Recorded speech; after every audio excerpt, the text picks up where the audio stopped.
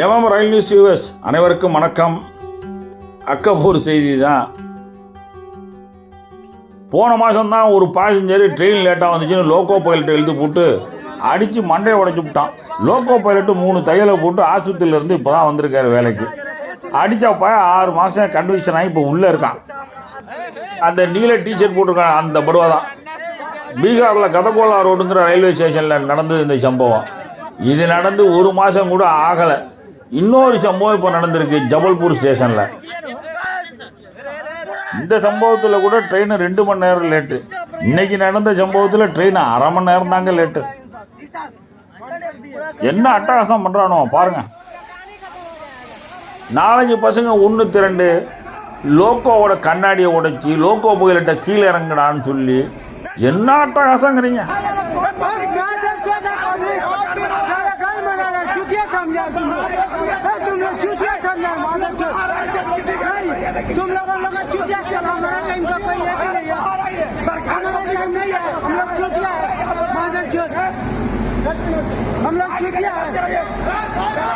Loco pilot walkie டாக்கில் police help வேணும்னு கூப்பிட்டு இருக்காரு.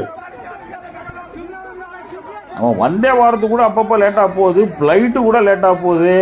ஒரு பேசஞ்சர் ட்ரெயின் லேட்டாக போகிறதுக்கு இவ்வளவு கலாட்டா பண்ணுறானுல.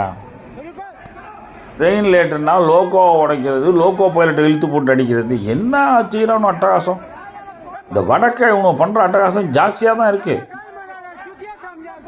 ப்ரைவேட்டு பஸ்ஸு டிக்கெட் ஏற்றுறதுக்காக மெதுவாக ஊட்டிகிட்டு போவான். அவனெல்லாம் கேட்க மாட்டானுவோம். போலீஸ் வந்து 2 பேரை சட்டையை பிடிச்சி கோத்து இழுத்துட்டு போயிருக்கு. ஒரு 4 பேர் ஓடி போட்டான். உள்ளே கொண்ட வச்சு லாடம் கட்டுங்க, அப்போ தான் சரியாக வருவானுவோம். ட்ரெயின் இன்ஜின் கப்ளிங் மாற்றும் போது ஒரு பாயிண்ட்ஸ்மேன் நர்சிங் இறந்து போனது தொடர்பாக புதிய தலைமுறை டிவிக்கு கொடுத்த பேட்டியை பல பேர் நாங்கள் பார்க்கல அப்படின்னு கமெண்ட்ஸில் போட்டிருந்தாங்க. அதனால் அந்த வீடியோவை இணைச்சிருக்கேன். ஐரோப்பிய நாடுகளுக்கு இணையாக இந்திய ரயில்வேயை மாற்றியமைக்க அரை நூற்றாண்டு கூட ஆகலாம் என ரயில்வே துறையிலிருந்து ஓய்வு பெற்ற அதிகாரி மனோகரன் தெரிவித்திருக்கிறார். பீகாரில் என்ஜின் மற்றும் ரயில் பெட்டிகளை கப்ளிங் முறையில் இணைக்கும் பணியில் ஈடுபட்ட ஊழியர் 2 பெட்டிகளுக்கு இடையே சிக்கி உடல் நசுங்கி உயிரிழந்தார். அதிர்ச்சியை ஏற்படுத்திய இந்த நிகழ்வு குறித்து பல்வேறு தரப்பினரும் அரசுக்கு கண்டனங்களை தெரிவித்தனர்.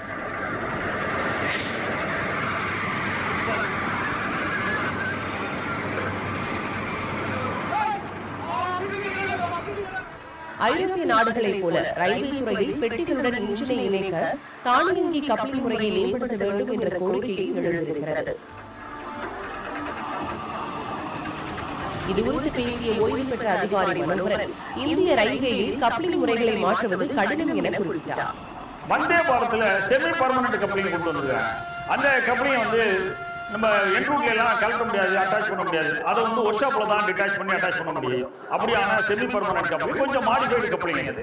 நம்ம இப்போ கப்ளிங்கை வந்து ஆட்டோமேட்டிக் கப்ளிங்காக ஐரோப்பிய நாடுகள் மாதிரி மாற்றுவது என்பது இந்திய ரயில்வேயில் உடனடியாக சாத்தியம் இல்லை. கிட்டத்தட்ட 90,000 கோச்சஸ்கள் இந்தியன் ரயில்வேல இருந்து 3,20,000க்கு மேற்பட்ட வேகங்கள் இருக்கு. எல்லாத்துலயுமே நம்ம ஆட்டோமேட்டிக் கொண்டு வருவது என்பது உடனடியாக இந்தியன் ரயில்வேக்கு நிறைவேற்றக்கூடிய ஒரு விஷயம் இல்லை. நாம சிக்னலிங் துறைகளுக்கு தான் அதிக முக்கியத்துவம் கொடுத்துருக்கிறோம். இப்ப தொடர் விபத்துகள் காரணமாக கவாச்சி திட்டத்தை கொண்டு வரணும் அப்படிங்கிறதுக்கு தான் முக்கியத்துவம் கொடுக்குறாங்க. சிக்னலிங் சிஸ்டத்தை மாடிஃபை பண்ணணும், ட்ராக்கை பலப்படுத்தணும், அதுல தான் கவனம் செலுத்திட்டு இருக்கு. இந்த வீடியோ பிடிச்சிருந்தா லைக் பண்ணுங்க, மறந்துடாம சப்ஸ்கிரைப் பண்ணுங்க, ஷேர் பண்ணுங்க. வணக்கம்.